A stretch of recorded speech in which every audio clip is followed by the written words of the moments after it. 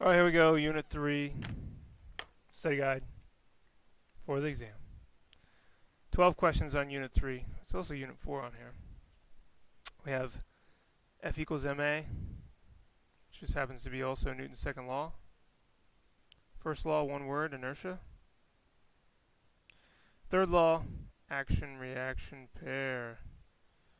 Equal and opposite, right? Just remember the arrows are the same size as the vectors cancel each other out. Force vectors, that is. Symbols, weight, always there, and always directed down toward the center of the earth. Non-negotiable. Fn, call this normal force. It's a counteractive force, always perpendicular to surface, gives you what you need. It's third law force. FSP, spring, restorative force. It could be the kind of spring that you compress and wants to stretch back out, like in a bathroom scale, or maybe like something like this that pulls apart and then wants to restore this way, like in a fish scale. FT, tension. This can exist in a rope, cable, or string. It's always opposite the push or pull. And then finally we have F of F. Remember, there's two types. There's static, non-moving, and kinetic. And kinetic is always greater than static. It's always opposite the motion or impending motion. Of course, there's exceptions to that, but as a general rule, it's opposite impending motion. So we'll go down here and we'll do our first force diagram. We're pulling with 30% of the weight. The mass is 10, so that means the weight is 98. The normal force, because it's not being lifted, would also be 98. And then if we see there's no friction, we don't have to worry about that. It's being pulled with 30, so we'd sum the forces in the x, and we'd say this Fp, that's what we can call it if we don't know, equals ma, push or pull, Fp. So we have 30% of the weight, so we'd say 29.4 equals 10 times a. 10's an easy number to work with, just move the decimal over. 2.94 meters per second squared is the acceleration. Whoops. The acceleration. What happens when you have friction involved? This changes up slightly. Now you have to calculate it. There we go, calculator. So we have friction definition. It's molecules of the surface rubbing or pushing on the object, always opposite the impending motion. So we'll say surface force. I don't know. Two types of friction are static, non-moving, and kinetic, moving. Static is always larger than the kinetic. So pulled with a constant rate, what's the force? In other words, what's the friction? Since it's moving, well, it doesn't, well, they gave us mu k, so it must be moving. So since it's moving, it's got to be kinetic friction. We'll call that Fp. We'll call this FFk. 100 will give us 980. It's actually bigger than that. I'm just trying not to have it go down into this next problem, but based on these size of arrows, it's unavoidable. These are the same length, in fact, even though it may not be perfectly. This is also 980. This would be weight, and that would be normal. We have to do a little equation here. So our friction equation is FFk equals the mu k, which is coefficient unitless number, never greater than 1, times Fn. If Fn is 980, because the weight was 980 and the roughness of the surface was 0.3, we take 30% of 980 and we get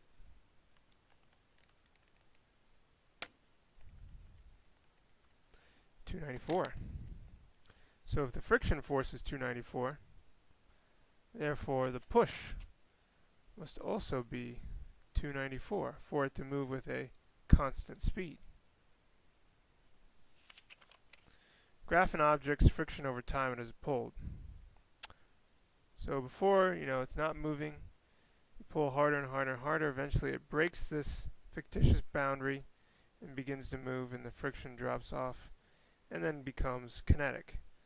So everything here is static and everything here is kinetic. In this small portion here, it accelerates until it reaches its constant speed, which we saw in lab a number of times. And also just kind of like explains why it's hard to move a car at first, but then it's easier to get it going. Once you get it going, it's easier to keep it going. Elevator problem. 75 kilogram man accelerates up at 5. What does the scale read? So we have the weight, 75 times 9.8, 735. This is non-negotiable. The Earth, it doesn't really have a choice in how much it pulls. It just does. And it's accelerating upward. So that means the scale inside here is getting crunched together. This has to be greater. So we have to do a summation. Here's the way my summation looks. Sum of forces in the y. I'll say up is positive, okay?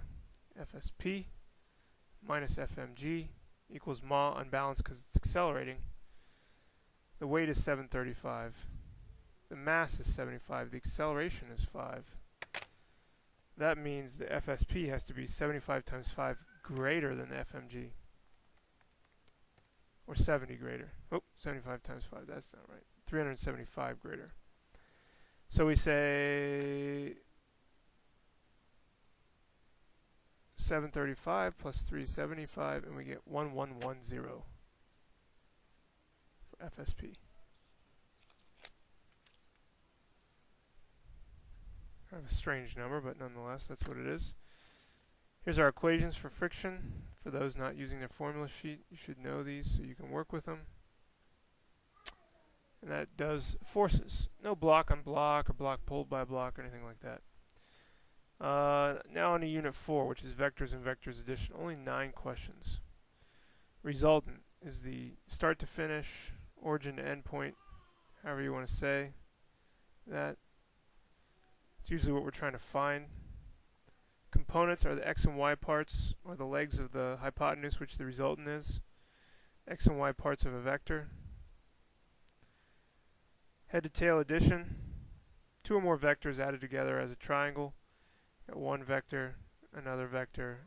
We can then figure out what it would be by finding the resultant. Head to tail. Pick up one vector by its tail and place it on the head of the other. Pythagorean theorem. A squared plus b squared. I didn't see the squared was already there. Equal square root equals r, or c, same thing, hypotenuse. Theta is the y over the x, typically, but I guess I should say opposite over adjacent because sometimes they do switch places. Law of cosines, a squared plus b squared minus 2ab cosine theta.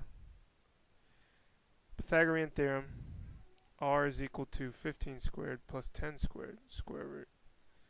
Theta would be 33.7 in this example by using inverse tan. 15, 10, solve for the third side. I guess I can show it to you. 15 squared plus 10 squared square root 18. Inverse tan. Opposite over adjacent. Here 10 is opposite. Adjacent is 15. Second tan, make sure you're in degree mode. Gives you 33.7 degrees. Over here we have law of cosines, which is always a little bit harder. So I'll just do it here in the calculator, set it up. I find that it's almost key to do these separately and then kind of put it together. So over here we'd have 15 squared plus 20 squared. Figure out what that is before we go too far into this. 625. And then we have to do our correction because it meets it greater than a 90, and that would be 2ab cosine theta. So I think I'll say cosine of, what's my angle when these two things come together? We had 90 plus 40 or 130. That's kind of hard to understand, I guess. But if we have 40 here and we had 90 here, and we put those together, we get 130. Cosine of 130 is a negative number. Don't forget we have to subtract 2ab cosine, so the negative is going to go away. We'll multiply that times 2 times 15 times 20, which is kind of a crazy big number, right? But that's okay, because the other number was big as well. So we'd say 625 minus the second answer, which is negative, giving us 110. And then we square root that. Well, it's not 110, it's 1010. We square root that and we get a 31.79, which I think I did right. But on my key here I have 37 written down. So it's very possible I could have done something wrong. Try it one more time just to be sure. 15 times 20 times the cosine of 130. Let me just check my mode. Yeah, that looks good. And then we have 15 squared plus 20 squared minus negative 385.67. 1010, there we go again. I get the same thing. So I would say probably I just wrote it down on the key incorrectly. Alright, well, I'll check into it. 31.79. The end of the STIG guide. Not very exciting, dramatic conclusion there, but law of cosines. I would just use components, you know?